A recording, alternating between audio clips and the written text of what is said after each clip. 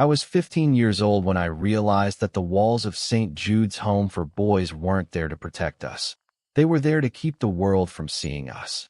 It was a gray, monolithic building in the outskirts of Oregon, a place where the air always smelled like industrial floor cleaner and stale bread. I'd been there for 6 years, ever since the car accident that took my parents and left me with nothing but a social worker's business card and a backpack full of memories. In those 6 years, I learned that silence was a survival skill and that hope was a dangerous thing to carry. My name is Leo, and this is the story of how running away from the only life I knew led me to the edge of the world and into the heart of a mystery I was never supposed to solve. Before we go any further into the night, I climbed out that window. I want to take a second to welcome you all to the channel. I'm so glad you're here to go on this journey with me. I have a quick question for you guys. Where are you watching from today? I love seeing how far these stories travel, so drop your city or country in the comments below. And if you believe that everyone deserves a place to belong, please hit that subscribe button and give this video a like. It helps us grow this community and share more stories just like this one. Now, let's get back to that freezing night in October. The plan had been forming in my mind for months. I didn't have a destination, not really. I just knew I couldn't stay. I had saved up $42 by sneaking out to help a local mechanic sort scrap metal on weekends, and I had a stolen map of the state tucked into my waistband. I waited until the 2 a.m. bed check was over. Mr. Henderson, the night guard, was a man of habit. Once his round was done, he'd retreat to the break room for a nap and a thermos of black coffee. My room was on the 3rd floor. Most kids would have been deterred by the height, but there was an old service pipe that ran down the side of the brickwork, right next to the laundry room vent. It was slippery with condensation and narrow, but I was thin and desperate. I remember the way the cold wind whipped through my thin hoodie as I swung my legs over the ledge. My heart wasn't just beating. It was thundering, a physical weight in my chest that made it hard to breathe. I gripped the pipe, the rusted metal biting into my palms. One slip meant a trip to the hospital and an immediate transfer to a high-security facility. But as I descended, hand over hand, I felt a strange sense of calm. The higher the risk, the clearer my mind became. When my sneakers finally hit the damp grass, I didn't look back. I ran. I ran until my lungs felt like they were filled with crushed glass. I avoided the main highways, sticking to the old logging trails and gravel backroads that cut through the thick Oregon pines. By dawn, the sky was a bruised purple, and a thick mist had rolled in from the coast, turning the trees into ghostly silhouettes. I was exhausted, shivering uncontrollably, and starting to realize that freedom felt a lot like freezing to death. I must have walked for 10 miles before the forest began to thin. The trees gave way to rolling, overgrown pastures fenced in by rotted cedar posts. And then I saw it. It sat on a rise overlooking a jagged cliff that dropped straight into the churning gray Pacific. It was a farmhouse, but it looked like something out of a dream or a nightmare. It was massive, 3 stories tall, with a wraparound porch and a widow's peak. The white paint had long since turned to the color of bone, peeling away in Great Depression-era strips. It looked completely isolated, like it had been dropped at the very edge of the world and forgotten by time.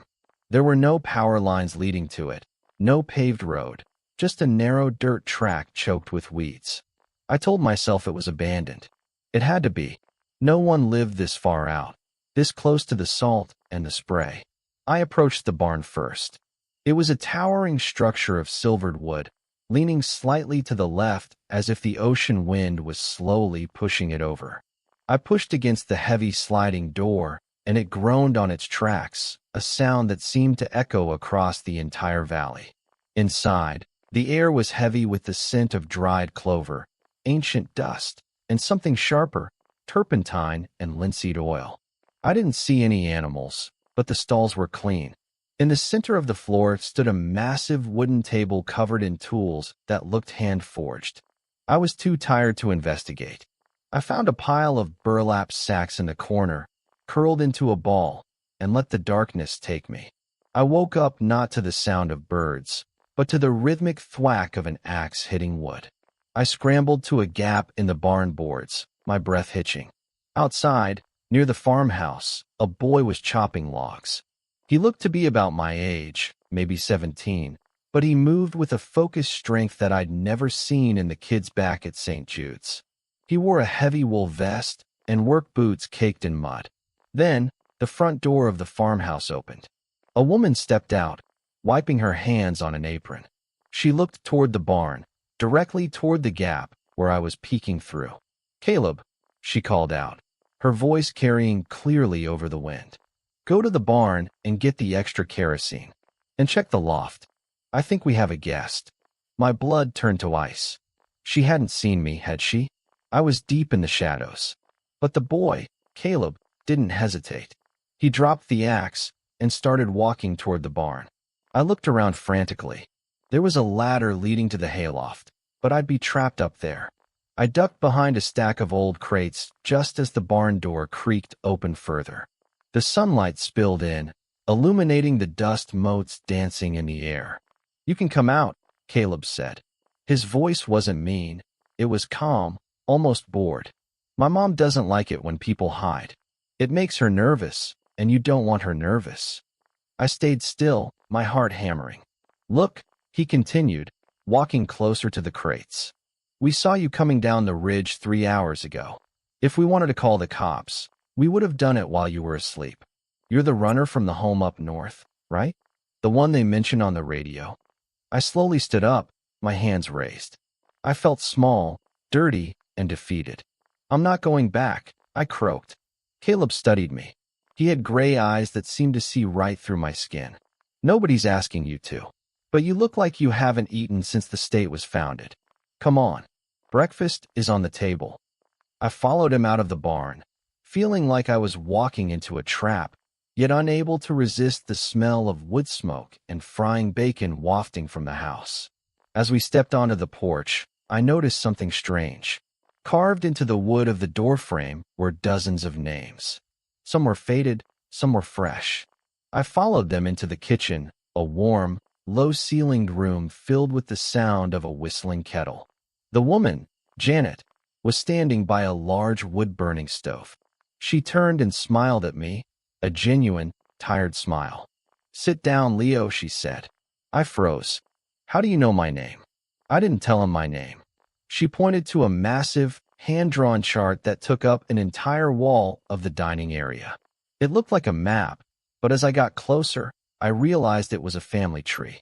It was intricate, with thousands of lines connecting names, dates, and locations. My eyes traveled down the furthest branch, to the very bottom corner, where the ink looked fresh, almost wet. There, in a neat, elegant script, was my name, Leo Vance. And next to it, the date of my arrival, October 14th. "We've been waiting for you," she whispered. The farm always knows when a branch is trying to grow back. The silence in the kitchen was so heavy I could hear the rhythmic ticking of a grandfather clock in the hallway. I stared at the name on the wall, Leo Vance, written in that fresh, dark ink. My breath hitched. I hadn't used my full last name in years. At the orphanage, I was just Leo the Fifth, case number 8821. "How?" I managed to choke out, my eyes darting between Janet and the massive chart. "How could you possibly have my name on that wall? I've never been here. I didn't even know this place existed until 4 hours ago." Janet set a plate of eggs and thick-cut bacon in front of me, the steam rising in curls. "Eat first, Leo. You're shaking. Caleb, go check the perimeter fence. The fog is lifting, and I want to make sure the trail is clear." Caleb nodded, giving me one last unreadable look before disappearing out the back door. I didn't want to eat. I wanted to run. But the hunger was a physical ache that overrode my fear. I sat and shoved a forkful of eggs into my mouth. They were real, rich, and buttery, nothing like the powdered yellow sponge they served at St. Jude's. "This farm," Janet began, sitting across from me and resting her chin on her hands, has been in the Vance Morrison line for over 150 years. My great-grandfather built this house for people who had nowhere else to go. We don't just keep track of the people who live here, Leo. We keep track of the blood. I don't have any family, I said, my voice hardening. My parents died in a pileup on I-5. The state checked. No aunts, no uncles, no cousins. I spent 6 years waiting for a phone call that never came. Janet reached out, her hand hovering near mine, but not touching, as if she knew I'd flinch. The state only looks for the people who want to be found, Leo. Your father, Silas, he was a man who lived in the shadows for a reason. He grew up on this farm, just like Caleb. But he left. He wanted a life away from the weight of this place. She stood up and walked to a heavy oak sideboard, pulling out a weathered leather-bound journal. She flipped it open to a page marked with a dried pressed flower. "This is your father's handwriting," she said, sliding the book toward me. I looked down. The handwriting was jagged, hurried, but strangely familiar. It looked exactly like the way I scribbled my notes in the back of my school books. June 12th, it read, "If the boy ever makes it back to the edge, tell him the key is in the roots. Don't let the shadows find him before the farm does." "What shadows?" I whispered, the hair on my arms standing up. "The same shadows that are looking for us." A voice boomed from the doorway. I spun around. A man stood there, tall and broad-shouldered with a beard shot through with gray. He was carrying a rifle over his shoulder, but he lowered it as soon as he saw me. This was Thomas, Janet's husband. He looked like he was made of the same weathered wood as the barn. "You've got his eyes," Thomas said, nodding toward me. "Silas's eyes, always looking for the exit." "Thomas," Janet warned softly, "he just got here, and the police will be here soon after if we aren't careful." Thomas replied, stepping into the kitchen. He looked at me, his expression stern but not unkind. "Leo, you need to understand something. This isn't just a farm. It's a sanctuary. There are people out there, powerful people, who have been trying to erase our family for decades. Your father wasn't just in an accident. He was running. The world felt like it was tilting. My parents' death had always been a tragedy, a freak occurrence on a rainy night. But hearing this man talk, it felt like I was being told my whole life was a cover story. "Who is trying to erase you?" I asked. "Investors," Thomas said, the words sounding like a curse. "Men who want this coastline for things far darker than hotels. But more than that, there's a legacy here. A secret hidden in this land that your father died to protect. And because you're his son, you're the only one who can unlock the final piece of it." I shook my head, backed my chair away from the table. "I'm just a kid. I ran away because I hated the food and the chores. I'm not some secret key." "We'll see," Thomas said. "But for now, you're a Morrison. If anyone asks, you're my nephew from out east. You stay away from the main road. You don't use the phone, and you never, ever go into the basement without me." "Understood." I nodded slowly. I didn't have a choice.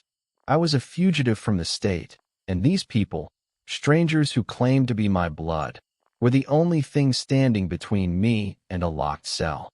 The rest of the day was a blur of chores. Caleb showed me the ropes, though he didn't say much. We hauled water from the well because the pump was acting up, and we moved heavy crates of supplies into the barn. I noticed the crates were heavy, with a pungent smell of oil and cold steel. These weren't seeds or tractor parts. As the sun began to dip below the horizon, painting the Pacific in shades of blood orange, Caleb led me to the edge of the cliff. "Why do you stay here?" I asked him, looking down at the waves crashing against the rocks 100 feet below. "You're my age. Don't you want to see the world? Go to a movie? Meet people who aren't hiding?" Caleb looked out at the horizon, his face silhouetted by the dying light. "The world isn't what you think it is, Leo. Out there, you're a number. Here, you're a sentinel. My dad says the storm is coming, and when it hits, this farm will be the only place left standing." "What storm?" Before he could answer, a low, rhythmic thumping sound echoed in the distance. It wasn't thunder. It was the sound of a helicopter. Caleb's face went pale. Get to the house. Now. We bolted across the overgrown field. I could see Thomas on the porch, binoculars pressed to his eyes. He waved us frantically inside. They're early, Thomas growled, slamming the heavy oak door and throwing 3 different deadbolts. Janet, get the boy to the crawl space. Caleb, black out the windows. Who is it? I yelled, panic finally taking hold. Is it the police? No, Thomas said, checking the chamber of his rifle. The police don't fly blacked-out Hueys. It's the people your father was running from. They found the scent. Janet grabbed my arm, her grip surprisingly strong. She pulled me toward the pantry, pushing aside heavy sacks of grain to reveal a small wooden hatch in the floor. Get down there, Leo. Don't make a sound, no matter what you hear. Wait, I cried. What about the wall? My name on the wall. It's not just a list, Leo, she whispered as she pushed me into the dark, cramped space. It's a map, and they'll kill all of us to get it. The hatch slammed shut, and I was plunged into total darkness. Seconds later, the house shook as the helicopter roared directly overhead, its searchlight cutting through the gaps in the floorboards like a burning white sword. The darkness of the crawl space was suffocating. I lay flat on the cold, damp earth, the smell of mold and ancient pine needles filling my nose. Above me, the farmhouse groaned under the pressure of the wind and the rhythmic thrum of the helicopter circling outside. I could hear muffled shouts, the heavy boots of Thomas pacing the floorboards just inches from my head. And then, a silence so sudden it felt like my ears were popping. The helicopter had landed. I held my breath, my heart hammering against my ribs so hard I thought the floorboards might vibrate. Then came the sound I dreaded most, a heavy, methodical knocking on the front door. 3 slow beats. Thomas Morrison, a voice boomed, amplified by a megaphone. It sounded cold, clinical, like a doctor delivering bad news. We know you're in there. We're not here for you, Thomas. We're here for the asset you picked up this morning. Hand over the boy, and we can all go back to our lives. I squeezed my eyes shut. The asset. They didn't even call me a person. Through the cracks in the wood, I saw the flicker of Thomas's shadow. You're trespassing on private property, Miller. Thomas yelled back. There's no boy here. Just a family trying to survive the winter. Now get that bird off my land before I decide to defend my perimeter. We tracked the heat signature, Thomas. The voice replied, closer now. He's there, and he's worth more than this entire stretch of coastline. Don't be a martyr for a kid you barely know. There was a long beat of silence. Then, the sound of glass shattering. The house erupted into chaos. I heard the thunderous crack of Thomas's rifle, followed by the rapid-fire pop-pop-pop of suppressed weapons. Footsteps thundered through the hallway. Above me, I heard Janet scream, not in pain, but in command. Caleb, the back way. Now, suddenly, the hatch above me creaked open. A sliver of light cut through the dark, and Caleb's face appeared. He was covered in soot, his eyes wide. Out, he hissed, reaching down to grab my collar. The crawl space isn't safe. They're using thermal imaging. We have to go deeper. Deeper. I gasped as he hauled me up into the pantry. The kitchen was filled with smoke. Thomas was crouched by the window, reloading his rifle with steady, trembling hands. The basement, Leo, Janet said, appearing from the smoke. She looked different now. Gone was the motherly warmth, replaced by a cold, steel-edged resolve. She was holding a heavy handgun. Thomas told you never to go down there. He was wrong. It's the only way out. Caleb pulled me toward the back of the hallway, to a door reinforced with steel plates that I hadn't noticed before. He punched a code into a hidden keypad behind a hanging picture frame. The lock hissed, and the door swung open to reveal a stone staircase that seemed to descend into the very heart of the cliff. Go, Thomas shouted from the kitchen. I'll hold them at the stairs. Janet, take them to the vault. We scrambled down the steps, the air growing colder and saltier with every foot we descended. The sounds of the gunfight faded, replaced by the distant, muffled roar of the ocean. At the bottom of the stairs, we weren't in a basement, we were in a cavern. The walls were lined with rows of filing cabinets, crates of food, and more of those hand-drawn maps. In the center of the room sat a massive stone pillar, and carved into it was the same family tree I had seen in the kitchen. But here, it was different. Under the names were strings of numbers, coordinates, I realized. What is this place? I whispered, my voice echoing off the damp stone. The real Morrison legacy, Janet said, her voice echoing. She walked over to the pillar and touched the name Silas Vance. Your father didn't just run away, Leo. He was a cartographer for the people who really run this country. He found out they were mapping more than just land. They were mapping people, tracking bloodlines to predict who would be useful and who would be discarded. I looked at the coordinates under my own name. They didn't point to the farm. They pointed to a location in the middle of the Pacific Ocean. My father found something, I said, a memory suddenly surfacing, a hidden compartment in my father's old desk that I'd found when I was 6. A small golden key. The key. He said it was in the roots. The farm is the roots, Caleb said, pointing to the base of the pillar. There, hidden among the carvings of tree roots, was a small, circular keyhole.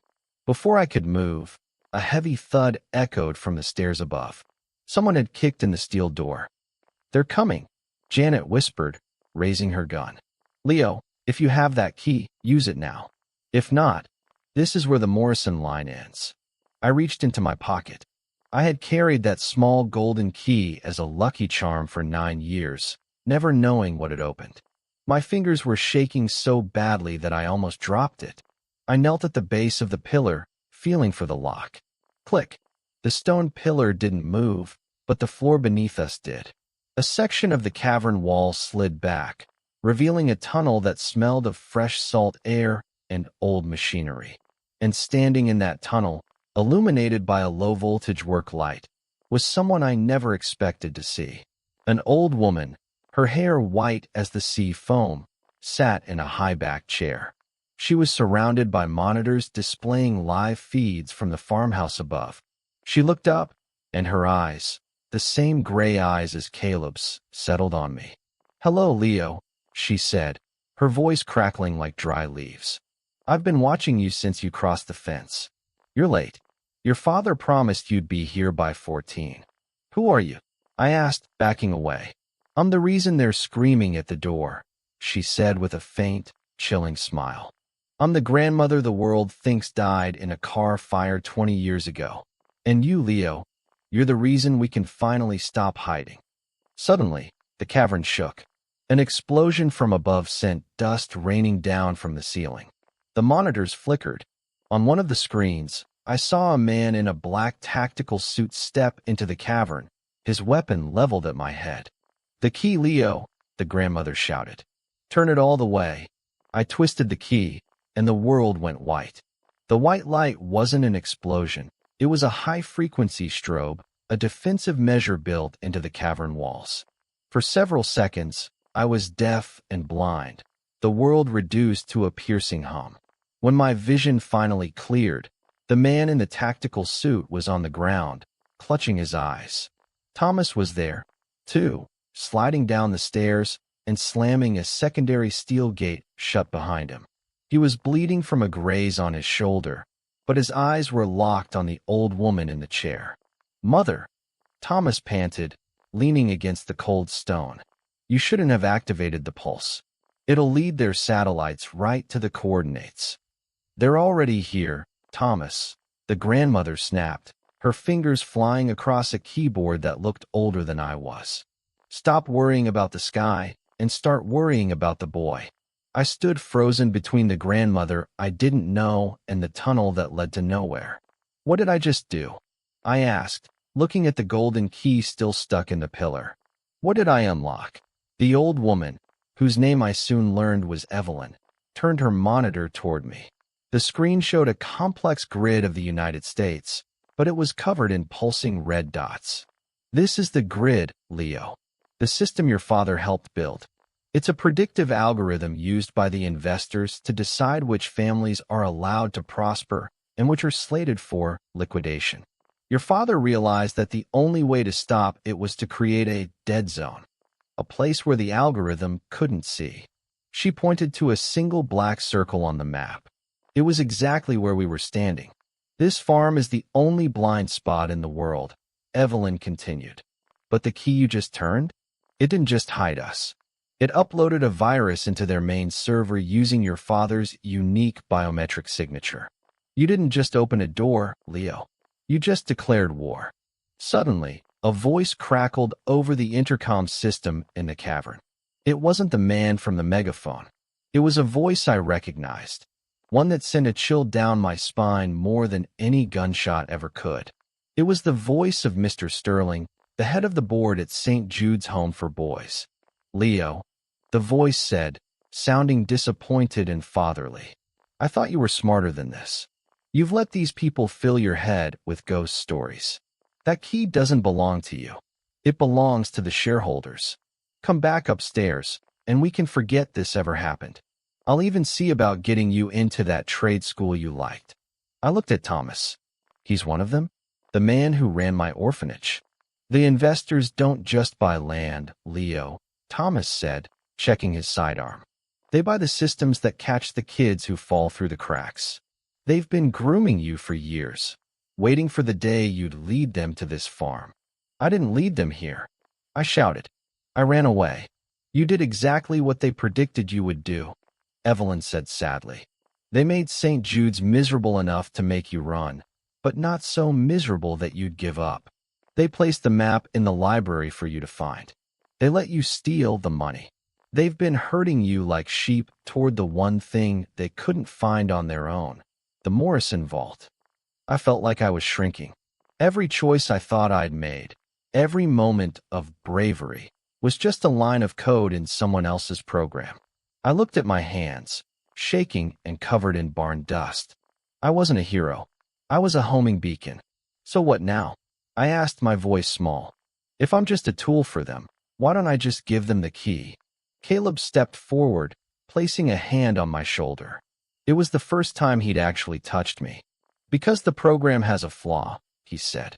It can predict what a number will do, but it can't predict what a family will do. My dad stayed behind to fight. My mom is ready to die for a kid she met 4 hours ago.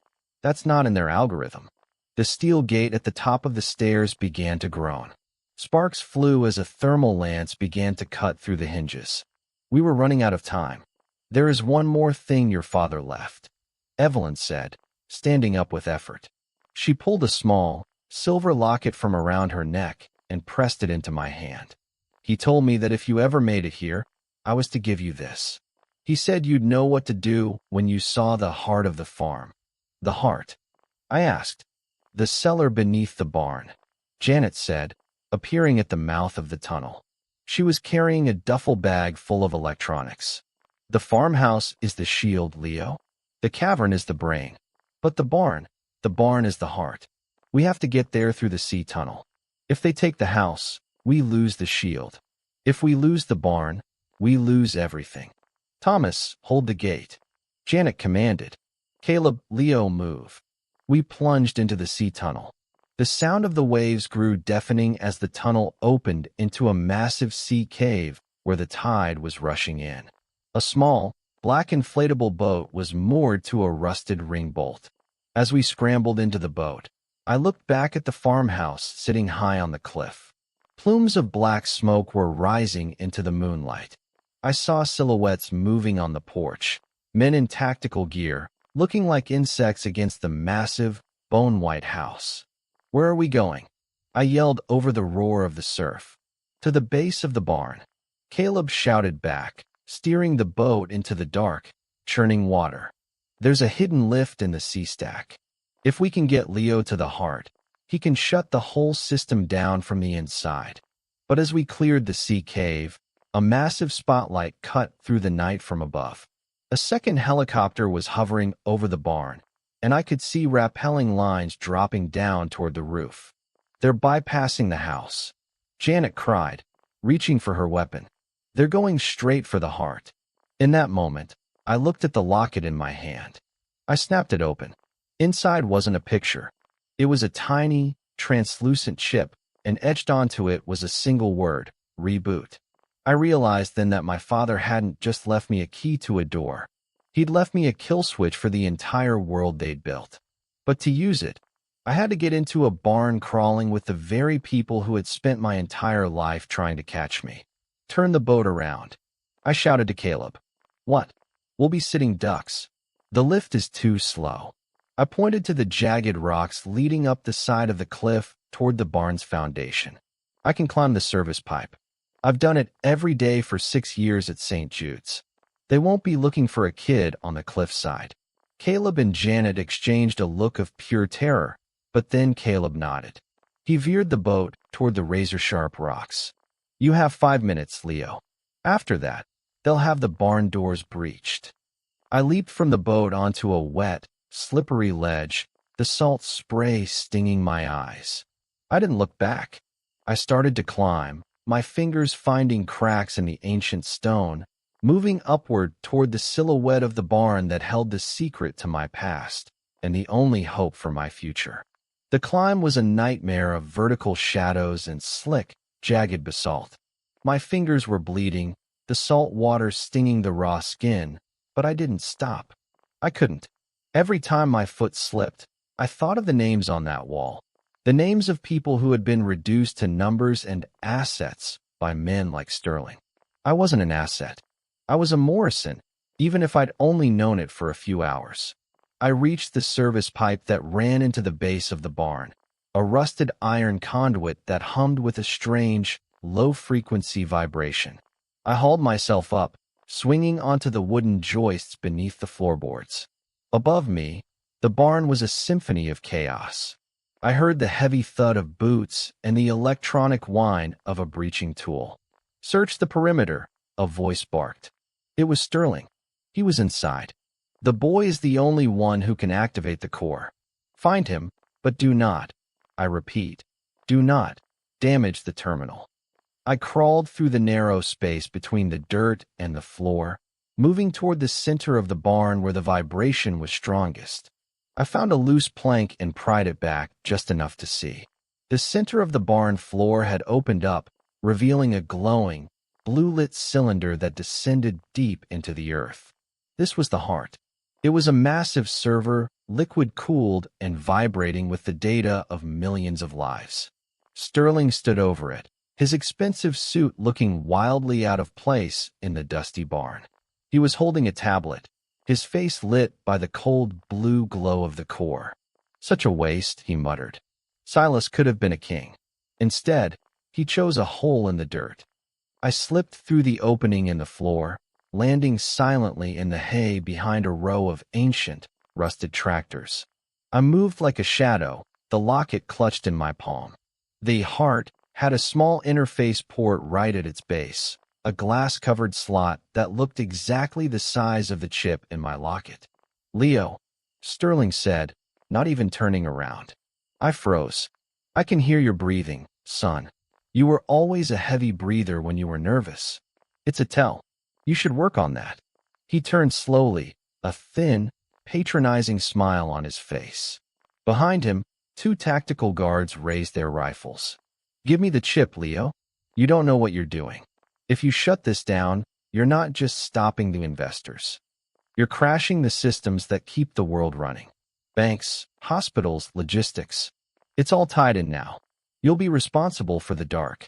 Then we'll learn to live in the dark, I said, my voice steadier than I felt. At least in the dark, you can't track us. You think this family loves you. Sterling stepped closer, his voice dropping to a hiss. They need you. You're a tool to them, just like you were to me. The only difference is I pay better. They didn't pay me in money, I said, looking him dead in the eye. They paid me in a name. I didn't run for the terminal. I ran for the tractor. I pulled the manual lever on the old, rusted machine, sending it rolling backward. The guards shifted their aim, distracted for a split second by the screeching metal. That was all I needed. I dove for the base of the blue cylinder. One of the guards fired, the the bullet whizzing past my ear and shattering a mason jar on a shelf behind me. I slammed the translucent chip into the port. Rebooting. A calm, feminine voice echoed through the barn. No, Sterling screamed, lunging for me. The blue glow of the core turned a violent, searing red. The vibration escalated into a roar that shook the very foundation of the cliff.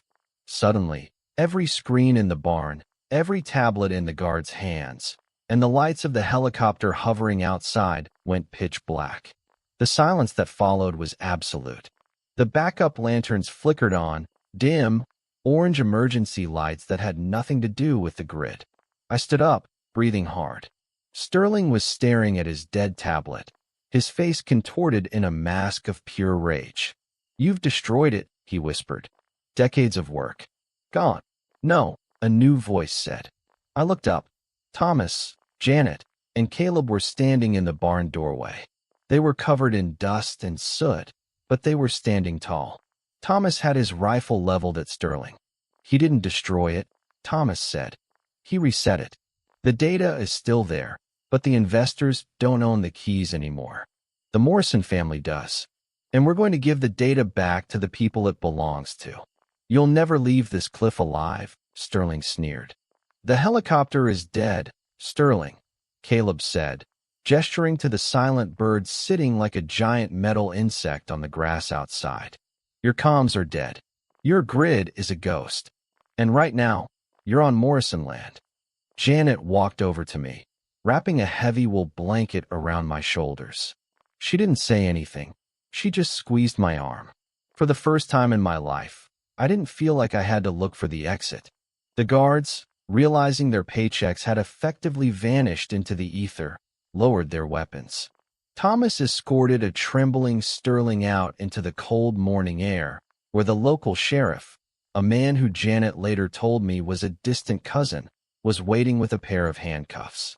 As the sun began to rise over the Pacific, casting a golden light over the bone-white farmhouse, we stood on the porch. The grid was gone, but the world hadn't ended. Somewhere out there, millions of people were waking up to a day where they weren't being tracked, sorted, or discarded. I looked at the doorframe, at the dozens of names carved into the wood. Janet handed me a small pocket knife. "Go on," she said softly. "Make it permanent." I leaned down and carved a deep, clean line under my name. Leo Vance Morrison. "So," I said, looking at Caleb, "what do we do now?" Caleb looked out at the horizon, a small smile finally playing on his lips.